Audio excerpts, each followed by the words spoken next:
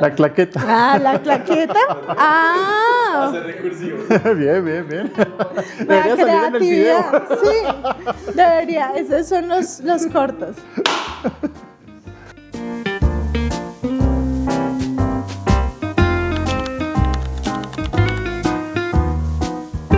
Bueno, Andrés Felipe, bienvenido a este espacio. Muchísimas gracias, Caterina. Gracias por este tiempo que nos vamos a compartir. Hoy vamos a estar contando la historia y qué hay detrás de Andrés Felipe, director de la biblioteca de la Universidad Javeriana, aquí en Colombia, y queremos conocer ese detrás de. Y quisiera preguntarte, ¿qué hay detrás de Andrés Felipe? De ese director, de lo que vemos tal vez en LinkedIn, pero yo sé que hay muchas cosas más allá y que quisiera que compartieras en este espacio. Caterina, muchas gracias. Gracias por el espacio, gracias por la invitación. Hay una persona muy curiosa, una persona con muchas ganas de aprender, con un interés muy grande por transformar el mundo. Me encanta todo lo que significa transformación, pero también una persona muy apasionada, una persona que vive esa pasión en el trabajo, en la vida de pareja con su esposa, en el descubrir el mundo, en encontrar posibilidades. Entonces es una persona que por lo regular, soy una persona que por lo regular me cuesta quedarme con lo que me presentan o lo que me dicen que funciona. Si me dice funciona, quiere decir que alguien no le ha puesto mano, bueno, tengo que hacer algo al respecto. Entonces también soy una persona que generalmente vive en revolución, vive en protesta con el mundo, pero buscando siempre la construcción, no quedarme en la queja, sino bueno, si yo voy a poner problema, ¿qué hago para solucionarlo y cómo trabajo por él? A partir de esas pasiones o eso que te mueve, que te enciende, ¿cuáles son esas pasiones que tiene Andrés Felipe? ¿Qué es lo que lo mueve todos los días a actuar en su vida personal, profesional, en todos los ámbitos que tú dices, eso es lo que me enciende cada día? Hay muchas cosas. La verdad es que desde muy pequeño he querido descubrir lo que no me dicen o encontrar lo que hay detrás de lo que me dicen. Y ese descubrir me ha llevado a buscar la magia en los mitos, me ha llevado a buscar la magia en la literatura, me ha llevado a buscar la magia en la tecnología, me ha llevado a buscar la magia en el ilusionismo. Entonces me decepcioné del ilusionismo porque no encontré magia sino una explicación lógica del proceso. Entonces buscaba la magia en los mitos me fascinaron. Me encontré en los mitos una fuente inagotable de historias, de sentires, de vivencias, de la forma en que el hombre explica y transforma el mundo a través de esos mitos, y esos mitos de hecho hoy en día son religiones. Entonces encuentro mensajes lindos detrás de eso, pero también en esa curiosidad tratar de desarmar todo. Entonces como desde pequeño desarmaba mi carrito con el que jugaba, la radio si me la daban, y volvía y la armaba, volvía y la desarmaba, pero explicar todo eso porque finalmente es un tema de curiosidad y esa curiosidad mueve mi mundo. En esa curiosidad, entonces por ejemplo, me encanta descubrir. Yo soy feliz y descubro cosas nuevas, rutas nuevas, formas nuevas de entender el mundo. Y eso me lleva, por ejemplo, a viajar, a moverme muchísimo, a tratar de encontrar cosas. Entonces, por ejemplo, amo ir a iglesias, templos, monumentos, espacios, encontrar los símbolos, explicar la razón del símbolo, explicar ritos. Entonces, por ejemplo, si veo a alguien detrás de un mito en un rito, explicar el rito de dónde viene, explicar el mito, explicar las imágenes, explicar los símbolos, explicar por qué alguien va a rezar algo o a orar o va a cantar o va a simplemente celebrar o ver algo, de dónde viene eso. Entonces eso me lleva mucho a preguntarme muchas cosas y en esa búsqueda profundizar, descubrir y encontrar siempre formas diferentes de entender. Tal vez tú sí pones en práctica eso que se dice de uno nunca debe perder el asombro, ¿no? Y que en este mundo en el que todo va tan rápido y todo ahora nos parece natural que tengamos inteligencia artificial, entonces ya es natural. Realmente tú sí te permites dar día a día ese permiso de asombrarte, de buscarle ese descubrimiento de por qué se está dando esto. De hecho, mi cuerpo me ha castigado cuando lo pierdo. ¿Ah, sí? Sí, cuando he perdido la capacidad de asombrarme me enfermo. Entonces, porque me enfrasco en la rutina o me enfrasco en la cotidianidad. Entonces me abandono del cuidado, me abandono del descubrir, me abandono del de transformar, el de no ser conforme como lo que me entregan. Y ese conformismo me ahoga. Y al ahogarme y al mismo tiempo me abandono, entonces me abandono mi salud, mi ejercicio y demás, empieza mi cuerpo inmediatamente a deteriorarse. Entonces es muy curioso porque lo psicológico casi que una me afecta y me da de todo, me ha dado de todo. Entonces he tenido, como dice, todos los indicadores de sangre se me han puesto súper mal y ha tocado volver a recuperar. Cuando vuelvo otra vez como a enrutarme, otra vez vuelve y se recupera todo. Entonces vuelvo y recupero mi salud, mi ejercicio. E incluso me ahogo cuando me siento atrapado en algún escenario y no hago nada para cambiar. Entonces no le echo la culpa a los demás, es culpa mía no hacer algo por cambiar y por moverme y por asombrarme. Entonces cuando vuelvo a tomar otra vez poder sobre el asombro, vuelve otra vez y se estabiliza las cosas de mi vida, todo, no solo la salud, sino hasta las relaciones, el entorno, el trabajo. Es como si brillara otra vez como la chispa y la pasión. Bueno, yo creo que en este momento estamos encontrando la kriptonita de Andrés. ¿Y por qué menciono esa kriptonita? Porque sabemos que eres un aficionado a Superman. ¿Y de dónde sale esta pasión? Porque Superman, ¿qué es lo que encuentras en este personaje o en toda la historia y la trama? Uy, es un amor desde mi infancia. Es un amor muy lindo, digo, de conectarme con un ser mítico que me inspira muchísimo. Y me inspiró, creo que desde muy pequeño, con las películas de Christopher Reeve. Sí. Entonces, viendo Superman 1, Superman 2, 3 y 4 no las cuento. Incluso hace como un par de años me descubrí el corte de Richard Donner de Superman 2, que lo había visto de niño con su versión que había salido en ese momento y la vi ahora con la versión de los ojos del director. Y otra vez estaba el niño que me acuerdo que estaba en esa época y de pequeño me asombraba todo lo que podía hacer Superman. Entonces, digamos que en la infancia veía un ser poderoso que podía con todo. Tenía la fuerza que nadie más tenía, poderes que nadie más tenía, tenía la capacidad de volar que muy pocos tenían, pero en ese momento era como un redescubrir para cuando me tocó esa época. Y me acuerdo que desde muy pequeño usaba el disfraz de Superman para Halloween, pero lo usaba también para los días. Y para dormir y me tiraba de los camarotes, de los muros, de donde sea. Era buscando como esa magia, pero a través de esa imagen. Y con el tiempo se fue transformando y empezó a buscar significados más profundos. Y encontré cosas muy lindas en la figura de Superman. Una figura como la última película que se presenta de esperanza, de humanidad, de amor, no de sacrificio, pero sí de una lucha constante, de inspirar, de despertar las cosas más lindas que pueden existir en el mundo. Y ese tipo de imagen alrededor de esa figura. Y también empecé a darle los matices míticos. Entonces, con ese amor a los mitos, ¿de dónde venía la construcción del héroe Superman? De la deconstrucción de los mitos en el pasado. Y por eso también se refleja mucho a muchas creencias que hoy en día existen con ese ser, con esas características, con ese poder. Bueno, ahí nos vamos adentrando un poquito de todo ese ser de Andrés. Y bueno, no quiero dejar de lado cómo llegaste a las bibliotecas y cómo se une esta pasión también, porque tú ya lo dijiste, esto inspira. Y para mi forma de ver, creo que el estar en una biblioteca debe inspirar. Sí. ¿Y cómo llega Andrés al mundo de las bibliotecas y cómo esto se une con esta pasión por Superman y pues todas estas cosas lindas que ya nos has contado que tiene? Creo que esa pasión y esa curiosidad por el mundo me llevó a los dos, a Superman y a las bibliotecas. Y llegó un momento en que convergieron. Pero en un punto inicial, mis padres desde muy pequeño, por ahí 6 años, me llevaban a la biblioteca pública Confama, Confenalco en Medellín. Yo soy de Medellín. Entonces me llevaban allá a la biblioteca. Me acuerdo que mi primer escenario fue una biblioteca infantil ahí en Confama. Entonces en la plaza de San Ignacio.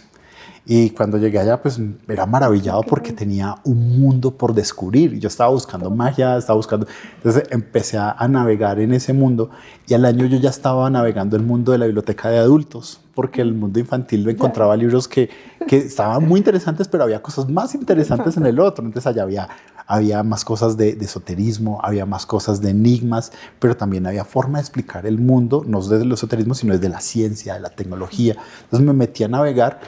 Y llegó un momento en el cual crecí visitando las bibliotecas, pasaba los fines de semana allá o entre semanas salía de la escuela y me llevaban a hacer las tareas allá. Y crecí tanto en ese escenario que después yo terminaba siendo la mascota de la biblioteca. Entonces terminaba ayudando a la gente a buscar los materiales, a ubicar dónde estaba, en qué lugar, en qué estante, y me dejaban moverme libremente por el espacio de una manera que digo muy bonita porque me adoptan con esa pasión por encontrar y descubrir. En esa búsqueda, en ese descubrimiento, seguí con el colegio en las mismas condiciones, con la libertad de usar la biblioteca no como una prisión o un castigo, como a muchos les toca, sino como un escenario que podía transformarlo como quisiera y descubrir cosas nuevas, y me recomendaban y recomendaba. Y me di cuenta después que esto era una profesión. Y cuando me di cuenta que era una profesión, dije, ahí es donde yo quiero habitar el mundo y transformar el mundo desde ahí. En ese camino, en todo eso, mi afición por Superman era como una afición muy mía, muy cerrada, muy personal, muy escondida. Pero con el tiempo y al crecer con la curiosidad y tomar poder de esa capacidad de ser yo mismo, le di riendas sueltas a ese amor por Superman. Entonces, y esa misma rienda suelta de darle amor a Superman, pero también a lo que hacía, se combinan en dos pasiones. Entonces, yo puedo transformar mi escenario con lo que me gusta, pero también me puedo inspirar en eso que me gusta para trascender al mundo como lo que estoy haciendo. Entonces, hoy lo reflejo cuando me he visto. Mis medias son de Superman, el pin, mis gafas, hasta tengo tenis que no están acá, pero que también los mando a hacer así. Pero asimismo también busco darle rienda suelta a las personas y a inspirar desde ese punto de vista. Y a partir de esas, ya vemos cómo se entrelazan esas dos pasiones.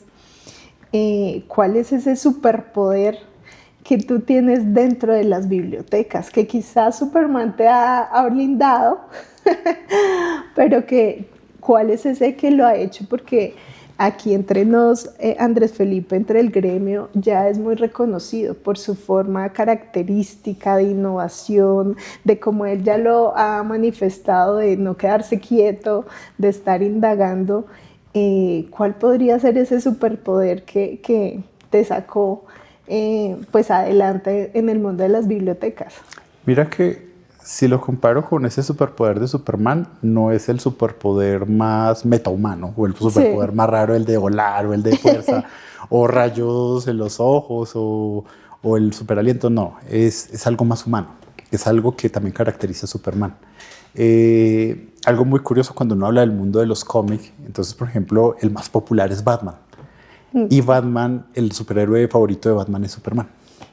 No por el poder, sino por lo que Superman hace con el poder y desde la forma que lo hace. Es un superhéroe que inspira porque siempre busca lo mejor del mundo y trabaja para conseguir lo mejor del mundo. Entonces su servicio está dado para crear un mejor mundo. No el mundo que hay, el mundo que existe. Por ejemplo, hoy en día vemos el mundo de los cómics y el de las películas, se repiten mucho los antihéroes y ves el cinismo, la crueldad. Entonces uno ve a Homelander o ve Injustice, el Superman ahí que se deteriora y se vuelve malo. Pero lo bonito de Superman como héroe, ya tiene 88 años, es un héroe que en esa búsqueda de hacer lo mejor para el mundo y ver lo mejor del mundo, no le importa si lo que haga tiene que ser un detalle pequeñito o algo muy grande. No para y siempre busca hacerlo y inspira, pero además se esfuerza y no importa que se destruya, vuelve y arranca y se esfuerza hasta el máximo para hacerlo. Eso lo aprendí de Superman. Entonces, desde ahí yo he aprendido como a luchar, a trabajar, a esforzarme, a no ver algo como una epopeya gigante, sino como una ruta lógica, porque el mundo debe transformarse, debe mejorar, debe ser mejor, debe servir mejor. Y no importa qué tan lejano fuerte, simplemente hay que hacerlo y hay que esforzarse y no parar. Y en ese parar y en ese trabajar y hacerlo, inspirar a quienes estén alrededor. Entonces, no desistir, no rendirme, trabajar duro, pero con esa visión de transformar el mundo para hacerlo mejor. Eso, realmente eso es inspirador y no quiero dejar de lado que este trabajo de inspirar, pues es un trabajo en equipo, ¿no? Sí. Y que necesita un liderazgo realmente, pues como el que tiene Superman realmente. Dentro de sus héroes, ya nos contabas con lo de Batman, pues, ¿cuál ha sido ese aprendizaje en el que tú dices, bueno, esto me ha servido para ser mejor líder, para servir mejor, para que realmente se dé esa transformación que he tenido pues en el mundo de las bibliotecas, pero también yo sé que has tocado muchas personas que no están directamente en el gremio, pero que sí les has abierto caminos y espacios de innovación. ¿Cuál podría ser esos aprendizajes en el liderazgo? Muchos, muchos. Voy a recordar algunos, casi que desde los primeros. Cuando tomé mi primer liderazgo fue en la Universidad ICESI.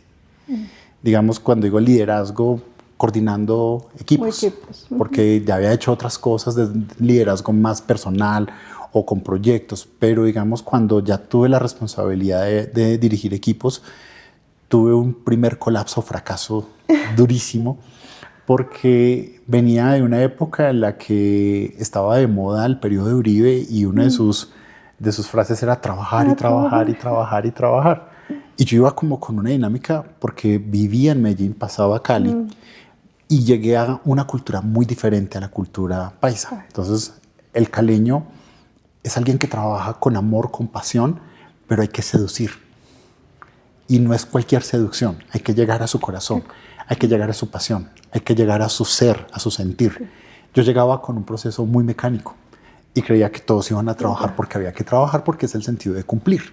Sí. Y claro, llego como con unas directrices muy rígidas a que se implementen, pero me olvido de la persona, me olvido del ser, me olvido de lo que pasa.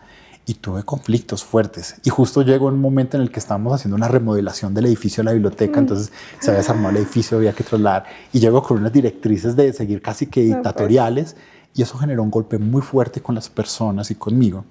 Y menos mal la universidad dijo, venga, hagamos algo, es su primer liderazgo, éntrate en un proceso de formación en liderazgo, en gestión humana. Yo, bien, hagamos porque yo no sé. Y empecé a estudiar y empecé a encontrar herramientas y recursos, pero también me abre la sensibilidad de, bueno, es que estoy trabajando con personas y tengo que entender que es una cultura diferente, tengo que comprender más a las personas. Y empecé a abrir como el mundo a escuchar y conectarme con las personas como persona, no como objeto o como una función o como alguien programado para una tarea, sino como que te mueve como persona, que te conecta como persona. Y eso empezó a abrirme un mundo gigantesco porque me cambió la perspectiva. Entonces, verlo desde ese lugar de cómo seduzco a cada persona de mi equipo para que su pasión se conecte con lo que está haciendo y encuentre el servicio que es el propósito de la institución con el propósito de la misma persona. Y eso se abre como un mundo gigantesco de posibilidades. Y me recordó también porque también en parte amaba la bibliotecología.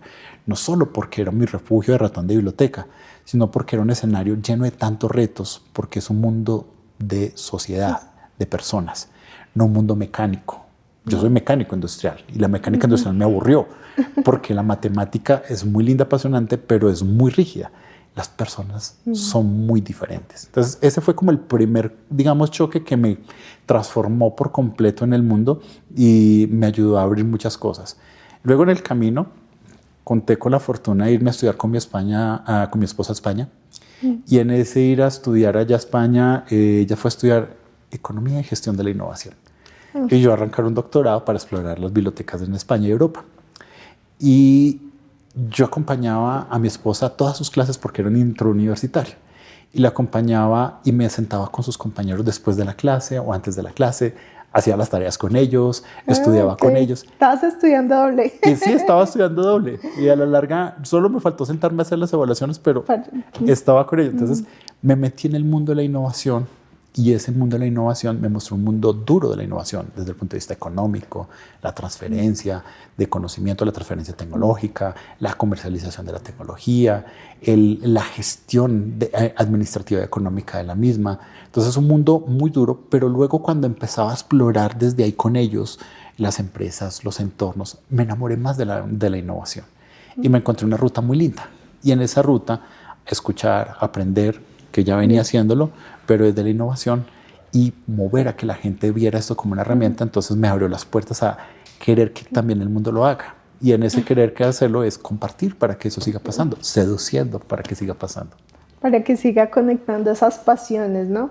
Y Ahora tú mencionabas mucho, bueno, todo esto es para hacer una transformación, para ver qué es lo nuevo, cómo podemos evolucionar, cómo podemos adaptarnos también a estas nuevas personalidades, personas, usuarios. ¿Cómo has dado ese paso a la transformación y cómo es llevar un equipo a ese proceso de transformación digital, pudiéramos decir en este tiempo? Porque no es fácil, para muchas personas es, no, yo ya sé hacer mi tarea de tal a tal punto y para mí está bien. Pero cómo conectamos y cómo hacemos que esa pasión se mueva a generar esa transformación que la necesitamos no solo en las bibliotecas, sino en todos los espacios. ¿Cómo lo logras tú actualmente? Yo todavía no sé si lo logro. Está en proceso todavía. Lo trabajo, lo intento y no paro, no me rindo. Y me choco con barreras y con muros, pero cada vez encuentro, digamos, más experiencias sobre las que me sigo apoyando. El trabajo más grande en una transformación siempre parte de la cultura, de la persona. Luego viene lo más duro que hay. Hay unos autores que son Rao y Wilbur, que son autores que trabajaron cambio cultural y ellos lo hicieron desde el punto de vista de 6 pilares. Esos 6 pilares tienen lo duro y lo blando. Entonces, digamos, lo duro es los procesos, los resultados, los recursos. Y uno normalmente cuando habla de transformación generalmente se queda como en esos elementos. Entonces, ¿qué proceso necesito para que las cosas funcionen? ¿Cuáles son los recursos? Entonces, los recursos son, por ejemplo, tecnología, herramientas, materiales. Y cuando uno habla de transformación, por ejemplo, es muy normal en la cabeza uno hablar de transformación digital, tecnológica. Y son esos recursos. Y luego los resultados, porque hay que presentar resultados, porque transformo para resultados. Pero la parte blanda, de hecho, le da soporte a la parte dura. Y si en esa parte blanda no funciona la parte dura. Y de hecho, las dos se retroalimentan, pero la blanda es el soporte y la blanda es la más poderosa para mí. En este caso, esa blanda está asociada a un clima, es el entorno, cuáles son esos hábitos, cuáles son esas, digamos, formas de percibir el mundo, cuáles son esas formas de relacionarse las personas. Están los comportamientos. Entonces, ¿cómo se reflejan esos hábitos? En los comportamientos cotidianos, en los comportamientos individuales. ¿Y eso de dónde sale? De los valores. Entonces, esos elementos dan soporte a una estructura que es la dura. Cuando yo arranco las transformaciones, arranco por esa parte blanda, digo que es la más poderosa, y arranco desde la persona. Entonces, una transformación parte de entender que el mundo no está quieto, parte de entender que el mundo se mueve tan rápido y tan ágil hoy que no podemos hacer lo mismo que hacíamos hace 30 años donde todo era más rígido.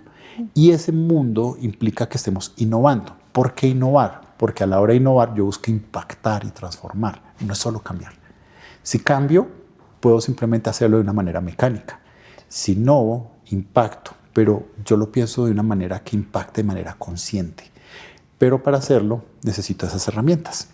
Entonces, la persona arranca por ese punto de entender qué rol tienes en el cambio, cuál es tu participación en el cambio, cómo tus acciones afectan positivo o negativamente tu institución, tu entorno y tu comunidad.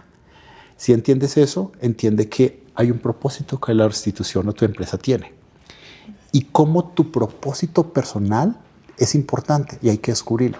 Si entiendes tu propósito personal, ¿cómo se conecta con el propósito de esa empresa, organización, institución?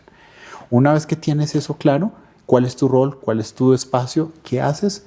De ahí partimos entonces a conectarlo con la forma de hacer, entonces con los valores. Entonces hay que tener valores claros, tu institución, tu área, cuáles son los valores que te mueven para hacer eso, cómo se conectan con tu propósito y el de tu organización.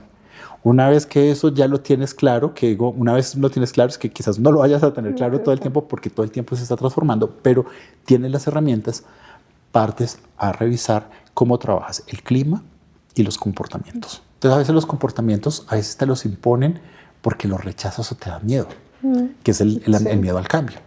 Entonces partes a cómo lo conectas con el propósito, cómo lo haces que lo disfrute. ¿Cómo logro que lo disfrute? Pues transformando el entorno. Entonces que sea más seguro, que sea más amigable para la persona, que sea más atractivo, que sea más, que te abrace. Entonces, y eso implica en una conversación con esas personas y con su entorno. Entonces, esas conversaciones de todo ese entorno te permite conectar los valores, crear comportamientos y favorecer un clima. Entonces, por ejemplo, acá nosotros jugamos cada 8 o 15 días, entonces los equipos se reúnen a jugar para conectarse, para darse cuenta que pueden disfrutar el trabajo, pero también tienen espacios para emprender y tienen espacios para conversar y tienen espacios en el año, varios momentos con las familias para que las traigan y conecten con ellas y tienen espacios para que interactúen con la comunidad de una manera diferente. Son comportamientos y clima que se va dando.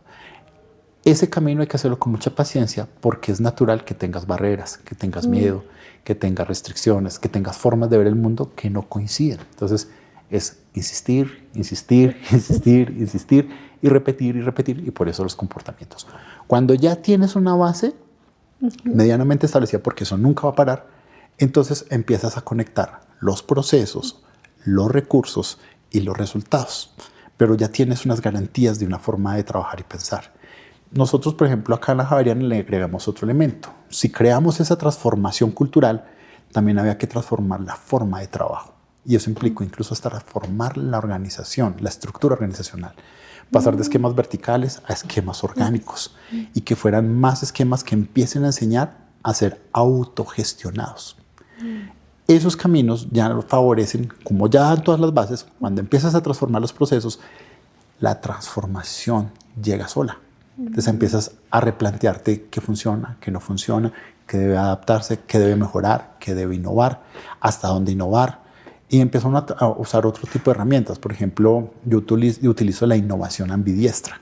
Entonces lo que hago es que pasamos de innovación incremental, de mejora continua a innovación incremental. O incluso hasta dónde podemos hacerlo radical.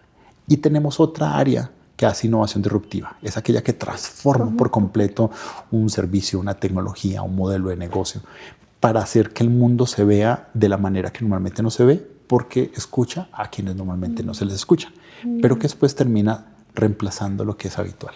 Entonces, por eso se maneja esos dos elementos. Y eso, como te digo, es un proceso gradual que va facilitando la transición. Entonces, de manera que es invasivo por todos los cambios, pero al mismo tiempo es gradual y es muy amigable para que parte la persona y luego llegue a los productos, a los servicios, al entorno, a los procesos, a la tecnología e incluso los resultados. Estrategias que utilizas tú para generar estos cambios y me surge una duda y es, bueno, ¿cómo tú haces, no sé si es a través de la escucha, para identificar esos grupos que tienen ese potencial? Como tú decías, algunos son de innovación disruptiva, otros van a ir un poco más lento. ¿Cómo tú identificas dentro de tu equipo quién tiene esas habilidades? Porque pues sabemos todos, no servimos para todo y no tenemos también ese grado de flexibilidad tal vez para una innovación disruptiva. ¿Cómo tú lo identificas dentro de tu equipo y a través de tu liderazgo? Yo trabajo mucho con bootcamps, con, por ejemplo, sesiones de trabajo en grupo, con talleres, con muchos escenarios de interacción, de descubrimiento, de co-creación. Y, por ejemplo, siempre hay una práctica que hago, es que procuro que muy pocas veces trabajes de manera individual. Si vas a trabajar de manera individual, es para procesos de reflexión, es para procesos de interiorización. Pero si vas a co-crear, la co-creación requiere de alguien a tu lado. Entonces, en esa co-creación, por lo regular, trabajo con grupos que tienen varios números de personas, ni siquiera parejas. Y cuando les pido que hagan un trabajo, siempre les indico que en todo equipo todos debemos cumplir un rol.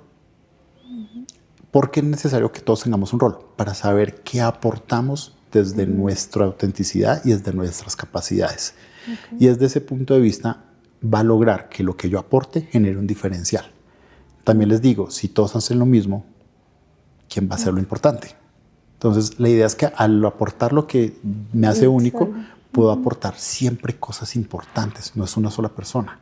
En cambio, cuando todos hacen lo mismo, termina alguien siempre cargando la responsabilidad de todos y se encarga de lo importante y solo uno repitiendo lo que todos le dicen que haga y el resto se queda calmado. Genera un desequilibrio muy grande.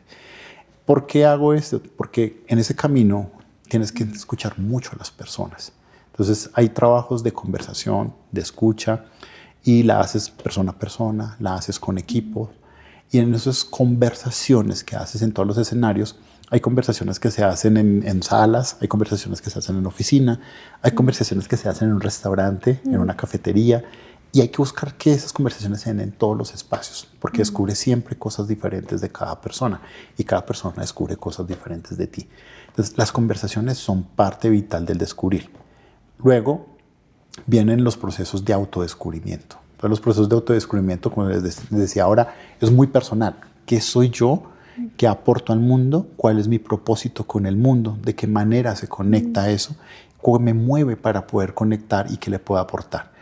Pero luego también vienen esos escenarios de interacción, de identificación y de retos. Entonces, por ejemplo, para mí es muy importante los juegos. Acá en la biblioteca nosotros tenemos un espacio donde hay no solo videojuegos, sino juegos de mesa. E incluso hicimos una alianza con un grupo de estudiantes que se llama Ludoplay, para que el grupo de estudiantes le enseñara a mi equipo a jugar, pero además le dimos el lugar para que ellos habitaran. E incluso ya hemos escalado a crear un Ludofest, donde hemos invitado a estudiantes de la universidad, estudiantes de otras universidades, dueños de empresas de juegos, incluso de pequeñas, grandes, para crear un escenario de juegos y al mismo tiempo de co-creación y de reflexión. Pero ese escenario lo hemos llevado también al proceso de aprendizaje y de entendimiento de los equipos. Parte de lo que hicimos de la transformación del equipo, crearon personas que no habían trabajado juntos en muchos años. Y tengo personas de 30 a 25 años trabajando acá, o personas de 2 años, o 1 año, o varios meses. Y lo que hicieron es que a través del juego se conocen. Entonces se conectan, se conocen, porque el juego te permite a ti identificar, dependiendo del tipo de juego, en qué eres bueno, qué eres buena.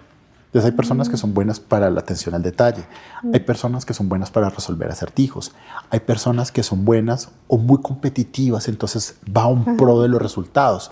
Hay personas que el trabajo de equipo es fundamental, hay personas que no les gusta hacer preguntas, pero son muy observadoras.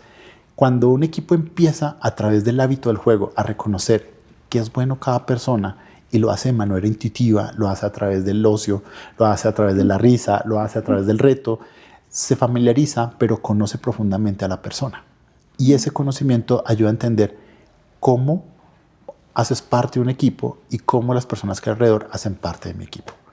Y eso ayuda a conectar y a generar lazos de confianza, pero también a darle lugar a cada quien desde esas capacidades. Y eso lo usamos muy seguido porque el juego te desestresa, te baja la guardia. Sí. Y es lo más natural, lo más auténtico, ¿no? Correcto. Que puede salir. Por eso ese dicho que dice que el caballero se puede identificar en la mesa y en el juego. Va muy de la mano a eso. Tú bajas la guardia y se reconoce qué es lo que hay. ¿Qué es lo que hay? No, importante esto que dice Andrés, porque realmente creo que desde ese nicho, desde ese equipo motivado, apasionado, pues es lo que se va a ver también hacia el usuario, ¿no? Que ya lo estábamos hablando en su momento, hay muchas bibliotecas que están pensadas para bibliotecarios. Y creo que haciendo esta ruptura, teniendo este tipo de equipos, esto también se traslada al usuario. ¿Ustedes cómo lo han visto, ya que tú has hecho una transformación, no solo dentro de tu equipo, sino organizacionalmente, ya institucional? ¿Cómo han visto ese impacto hacia el usuario? Es muy positivo, pero más complejo. Cuando tú trabajas con tu equipo, trabajas con un ecosistema cerrado, que interactúa con diferentes actores externos, pero es muy cerrado. Cuando trabajas con una comunidad, trabajas con un mundo muy diverso. Y ese mundo diverso es un elemento importante a entender, la diversidad. La bibliotecología tradicional pues venía de un mundo posguerra donde lo más importante era el libro. De hecho, los edificios, este edificio fue creado como un edificio posguerra. Era un edificio creado para proteger el libro, no la persona. Entonces, porque el miedo a perder los libros, como pasó en un escenario de la Segunda Guerra, hizo que la arquitectura lo reflejara. Entonces, estamos en una caja con luces laterales, con las ventanas laterales para que no le entre luz directa al sol, a los libros. Pero con el tiempo se adaptó. Y eso ha pasado con la bibliotecología. Se ha adaptado para esos cambios del mundo. Entonces, ya el conocimiento es muy accesible en muchas formas. Internet, hoy en día con la inteligencia artificial, así sea con sesgos o alucinaciones. Vemos también lo que existe de los medios de comunicación, las redes sociales. Hay muchas formas de acceder a la información y al conocimiento. Y al final, el valor más importante es la persona. Y esa persona se ha transformado muchísimo. La bibliotecología le ha costado transformarse, pero poco a poco ha adquirido herramientas. Entonces, por ejemplo, en una época se utilizaba un estudio de usuarios, que era la herramienta con la que uno hacía eso. Satisfacción del usuario, Sí, movimiento de colecciones, Sí. número de ingresos, número de usos, cosas por el estilo. Pero el mundo no es así, porque como la persona cambia y es tan diferente, aparecen herramientas como UX, entonces la experiencia de usuario, y aparece el tema de diseño de servicios y productos, y aparece la innovación, aunque existiera desde hace miles de años, pero como recurso técnico con estrategias.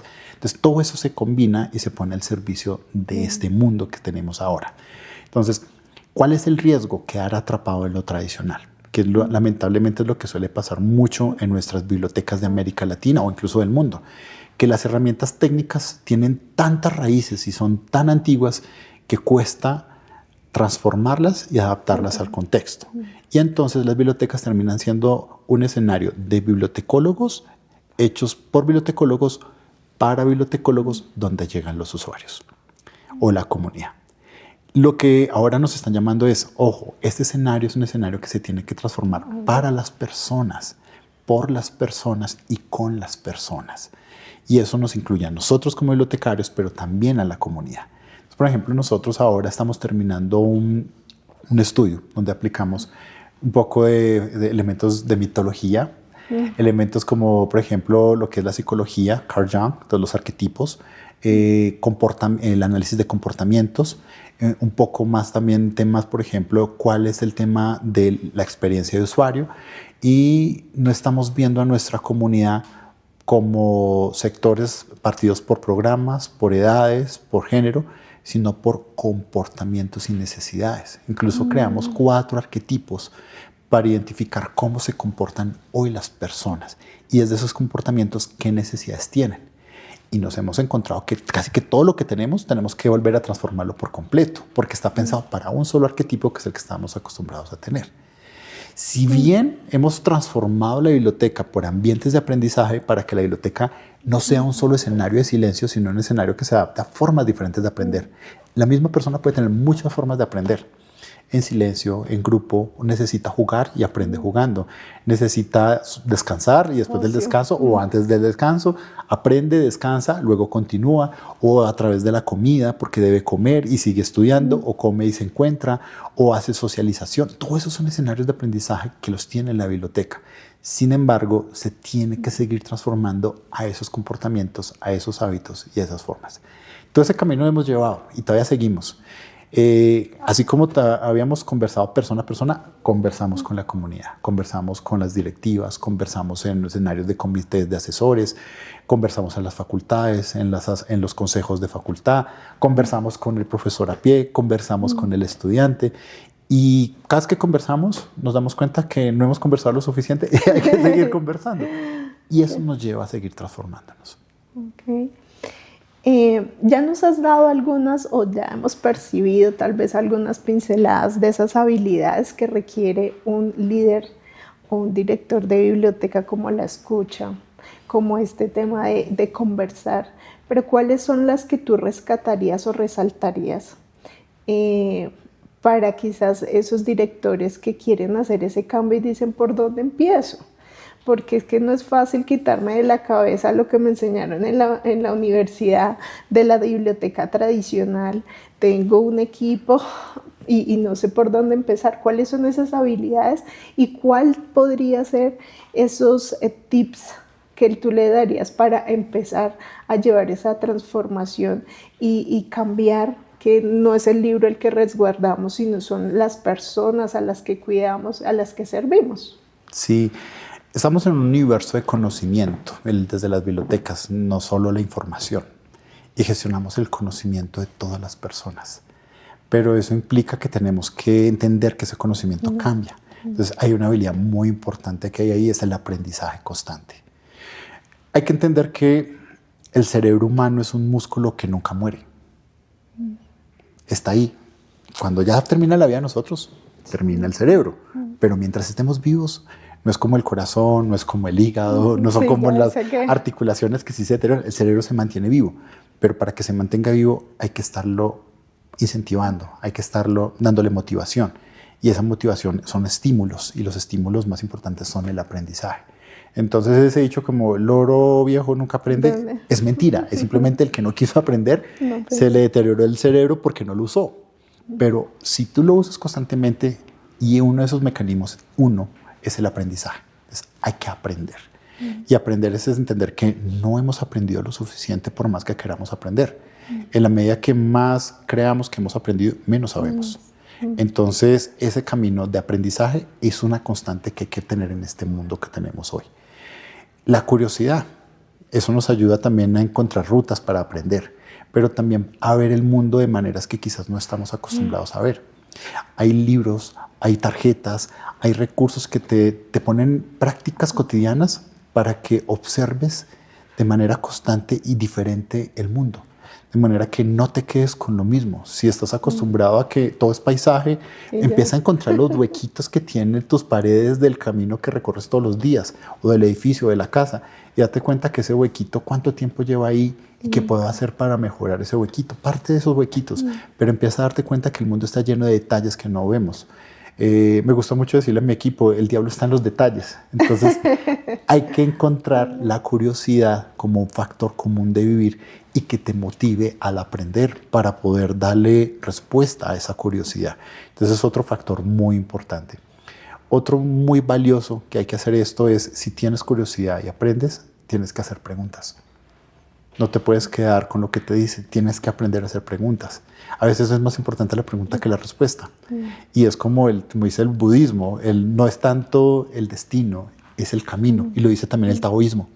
Entonces, en la medida que yo estoy en un proceso de búsqueda, en un camino de descubrimiento, yo puedo encontrar 1000 formas de llegar a una montaña, pero cuando llego a la montaña tengo una sola vista. Entonces, si yo hago muchas preguntas, tengo muchas formas de ver el mundo, tengo una curiosidad que explorar y al mismo tiempo tengo muchas oportunidades para aprender. Entonces, en la medida que vea el mundo desde las preguntas, no desde los hechos que creo que son absolutos, puedo ver posibilidades que hagan que el mundo sea más curioso. Y otro factor muy importante es que ¿a quién le voy a hacer preguntas? ¿Con quién voy a aprender? ¿Con quién voy a construir? Entonces tengo que aprender a relacionarme con el mundo. Eso es otro factor fundamental, relacionarse. Entonces, por ejemplo, a mi equipo les digo mucho, vayan a eventos, pero no de bibliotecología. Necesito que se relacionen con un mundo diferente para que aprendan a ver el mundo de manera diferente. Entonces, hay que aprender a ver sectores que no estamos acostumbrados. Si yo soy bibliotecario, ¿por qué no voy a un seminario de ventas? ¿Por qué no voy a un espacio sobre desarrollo de productos de tecnología? ¿Por qué no voy a un espacio que me puedan hablar sobre logística? ¿Por qué no voy a un escenario sobre la economía o macroeconomía del mundo, a nivel el análisis macroeconómico global o el análisis microeconómico de una organización o el hogar? En la medida que exploro sectores y universos diferentes y me relaciono con ese sector y con ese entorno, percibo formas diferentes de entender el mundo. Si sigo viendo el mundo con mis propios ojos o las personas que me rodean que ven igual que yo, todo va a ser igual. Entonces, ¿dónde voy a poder poner en práctica la curiosidad? ¿Dónde voy a poner en práctica las preguntas? ¿Y dónde voy a aprender? Entonces, si me relaciono con un mundo diverso, si voy a escenarios diversos, si conozco múltiples personas con diferentes formas de ver el mundo, tengo cómo expandir ese universo. Y mi respuesta a lo que hago, mi forma de percibir con lo que en el momento estoy percibiendo, mi forma de actuar no es la misma. Se transforma en la medida que ese mundo relacional también se transforma. Entonces hay que hacer relación de todo estilo, de todas formas, para que el mundo se conecte y se entienda de manera diferente. Entonces son esas 4 habilidades que yo diría que son base para que estas transformaciones se den. Sí. Perfecto. Ahora, ese punto de partida o esas 4 habilidades que nos dan son para esos bibliotecarios que ya están en el camino, que podemos hacer ese cambio. Pero ¿y los que vienen, los que están estudiando bibliotecología, cuál sería ese mensaje? Si ellos de pronto ya tienen estas habilidades, porque estamos hablando de una generación tal vez más reciente, ¿cuál podría ser ese mensaje que Andrés, desde su experiencia, desde toda la trayectoria que ya hemos venido, de los diversos universos que ha navegado con Superman, cuál sería ese mensaje que le dejaría a esas nuevas generaciones de bibliotecólogos? Bien. El multiverso es es casi eterno. Y así es como hay que ver el mundo. El hecho que te digan que las cosas son así, no tienes por qué entender y aprender que así son. Eso es un universo, una posibilidad, no la única existente. Y eso es lo que una persona que está aprendiendo, que está explorando, que está entrando a este mundo debe entender. Hay muchos caminos, como las decisiones. Nunca es A y B, nunca es sí y no, nunca es blanco y negro. En la medida que yo me doy cuenta que hay muchas más, el mundo se hace gigante y lleno de posibilidades. Entonces, si yo estoy aprendiendo, yo puedo aprender cosas, incluso si mi currículum no me lo dé. No tengo por qué conformarme con lo que me entreguen. Yo puedo explorar, puedo preguntar. A veces las personas se limitan porque no tienen recursos y dicen, pero es que yo no tengo dinero, pero es que a mí no me lo ofrecen, es que es lo que estoy estudiando. Realmente ese es el camino fácil, porque si uno hace relaciones, si uno se conecta, no hace necesitar tanto dinero, es saber preguntarle o pedirle a la persona apropiada para que te conecte con ese mundo. Tú puedes entrar a una clase si no recibas un crédito. Le puedes pedir permiso a un profesor y entrar y aprender de temas que no están en tu currículo. Puedes sentarte a conversar. Yo me sentaba con los compañeros de mi esposa y ella hizo los exámenes y entregó las tareas y la calificaba, pero yo discutí con ellos y aprendí con ellos, e incluso la parte bonita, porque no era la que castigaban, sino la parte que exploraban. Entonces tú puedes conectarte con equipos, entrar a hacer proyectos así no sepas y entrar desde cosas básicas y seguir creciendo con esos proyectos. Yo puedo entrar como un estudiante que está en aprendizaje a un proyecto de investigación y así sea el esclavo que carga los libros y hace las tareas del profesor. Aprendo cosas que normalmente no aprendería si no entro a ese mundo.